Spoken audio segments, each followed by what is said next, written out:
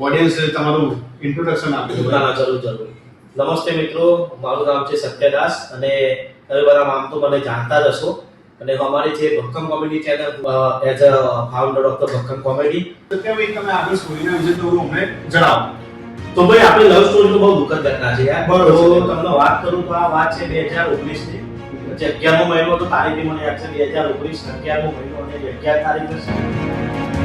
આજના જે જનરેશન છે એમના હિસાબે તમારે પ્રેમના વિશે શું કહેવું છે?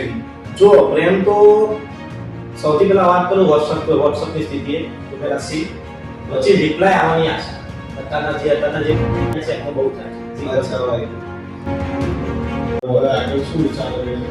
બસ અત્યારે કઈ નહીં, એક રિસ્પેક્ટ છે એના માટે દિલમાં પણ હાજરી રહેશે.